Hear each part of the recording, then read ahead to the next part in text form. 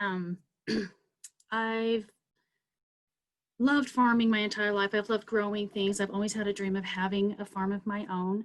And that dream was realized in the spring of 2018 when I first started Aspen Grow Farm, growing multiple crops in small patches around my home. Do I have the right, can you change the slide or do I change the slide? Go ahead and try with yours. It's not working for everyone. I think it's working for you now, though. Let's try it. There we go. So at Aspen Grow Farm, we grow kids. I have 8 children. They're a very crucial part of my business and of my life. They love to come out and help me pick and harvest and, of course, eat everything out of the garden. They're also one of the main reasons why I really decided to go for my dream finally, because I wanted to set an example for my kids that if you have a dream, you can always go for it and to never give up and quit trying.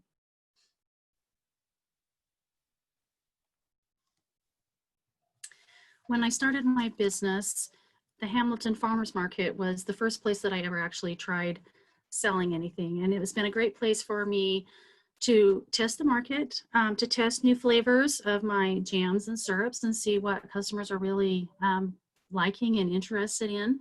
And it's been a fabulous place for me to meet other farmers and learn from them and really bounce ideas off of them. And they've been great mentors to me in helping me be able to grow my business. And I also started selling at retail locations and at craft fairs. And one of the big things for my business is the ability to do the value-added products out of the produce that I grow.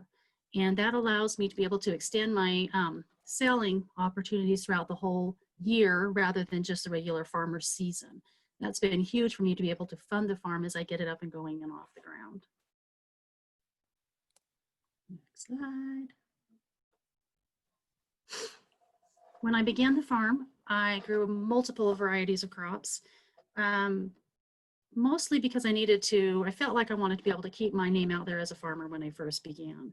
I've also tried multiple times with different kinds of tree fruit. I grow peaches and that kind of thing.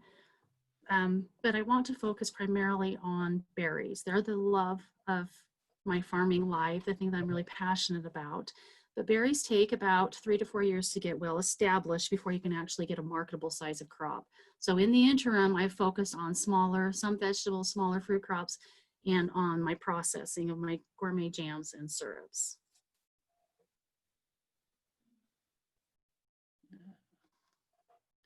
So in 2019, I decided to go and apply for my wholesale food license.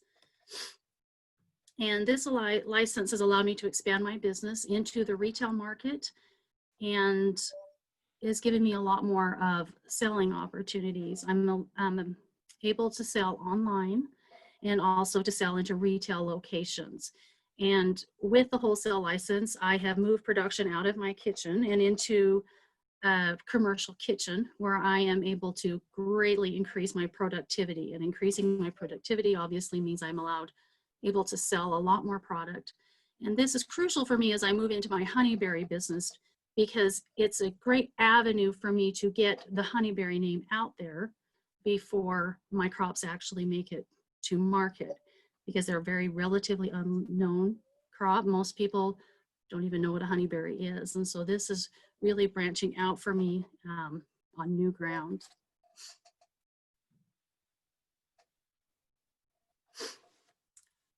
I have always been a voracious reader. I have been very much self-taught. And as I've researched different kinds of berry varieties and different kinds of berry crops over the years, I have always been very drawn to the honeyberry, very interested in it, but I never had the opportunity to actually taste one and see what they were actually like until some friend farmers of mine told me about the honeyberry trials that were going on at the Western Ag Research Center in Corvallis, which is not far away from where I live. And so I was able to go up to there to the research station and actually taste the berries. And when I tasted them, then my love for them exploded. And I knew that this was the crop that I wanted to make my focal crop. Honeyberries are extremely nutritious.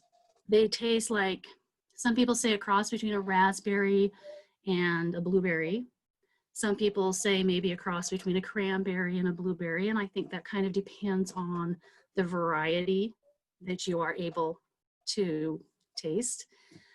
They're beautiful berries. They're beautiful dark blue, and they're just amazing. They're very well suited to our climate, which was really exciting to me. And they have no known pests, and their ease of harvest is significantly higher than any other berry crop that you could possibly try to grow.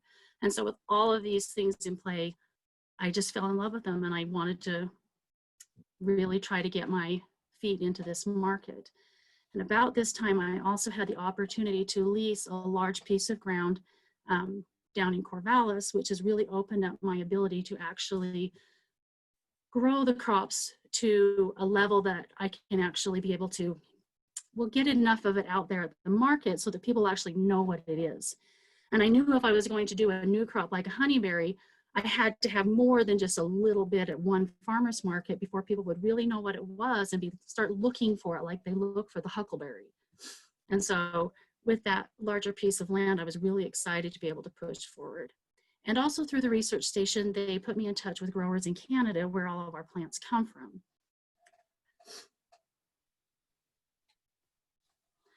So last year I was able to visit the largest honeyberry orchard in North America up near Montreal.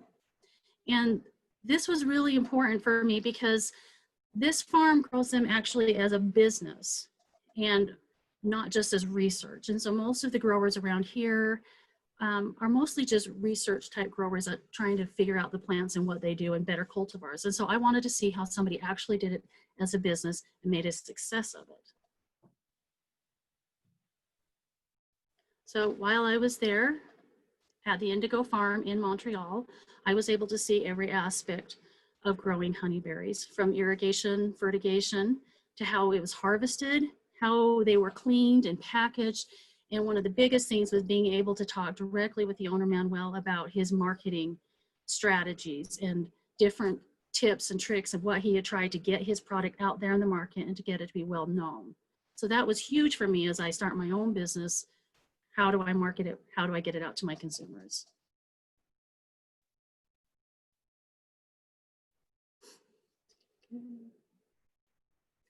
My honeyberry journey began in spring of last year, where we received just shy of 6,000 plants on 3 huge pallets that came by a massive truck from Canada. And it took us 2 weeks to plant them out into growing pots and put up an irrigation system over the top of those, and I grew them out in pots over last summer. And this is part of our journey, huge part of our journey, very exciting, a lot of work. Oh, wrong way.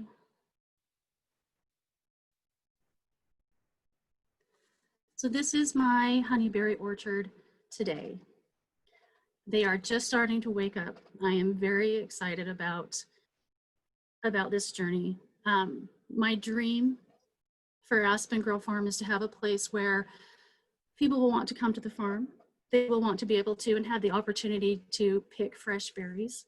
Along with the honeyberries, we're also putting in an additional acre of raspberries and strawberries so that we have more of a, not just a monoculture going with our crops. And I really want it to be a place of beauty, and I'm passionate about the soil. I'm passionate about eventually becoming organic certified. It is a process that takes several years, but we're going to work towards that and really bring that local agricultural opportunity to consumers, not only here, but also with the tourist industry, and get the name of the honeyberry out there on the market so that people say, hey, in the Bitter, you can get honeyberries. So I'm really excited about that. Kiva loan has been a huge part of me being able to push my business forward. And with this loan, it will allow me to complete my irrigation and fertigation system, which will directly calibrate nutrients and water to each and every individual plant, which will help me greatly increase the yields and the quality of my fruit, which is important for me as I put a new crop out there on the market. The Kiva loan is also going to allow me to have a more professional online presence with the design designing of a commercial website where I can have not only individual customers come and purchase, but also be able to have a wholesale site for retailers where stores or whatever could come and be able to purchase my my products. And it's given me the ability to reach out to new markets. I plan on reaching out to distilleries and wineries. I would love to see a honeyberry kombucha on the market. That would be very exciting for me.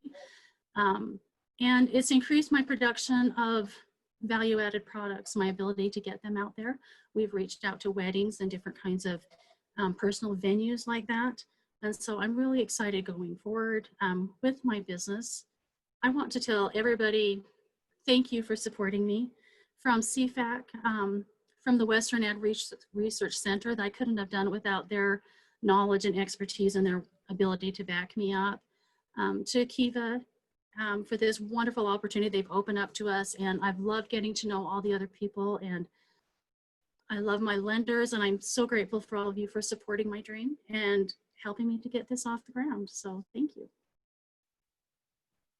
Awesome. Thanks so much, Melissa. It's great. All those sound like very tasty things to try out. Awesome. We have one question. Do you sell the plants to the public? I am not in the plant selling business per se. I do have my nursery license so that I can possibly, and I do have currently a few extra plants that have not gone out into the field. So if anybody's interested in growing honeyberries, you can let me know and I can send some plants your way. But as a general, that's not my goal at this point, to sell the plants themselves. Great. Okay. And then we have another question. What is the approximate yield for a honeyberry bush? If I just had a few, would that be enough? Honeyberries, if they're treated right, will produce about between 8 to 12 pounds of fruit per bush, which is a significant amount. You do have to have 2 different varieties so that you need a pollinator in order for them to produce. So if you want to get into honeyberries, make sure you have at least 2. Awesome. What is, compared to other bush berries, like what, is that a lot more per bush pound wise that they produce? Again, it really has to do with how they're treated, how well they're watered, being on top of all of that kind of thing. But yes, their production is very high for berries.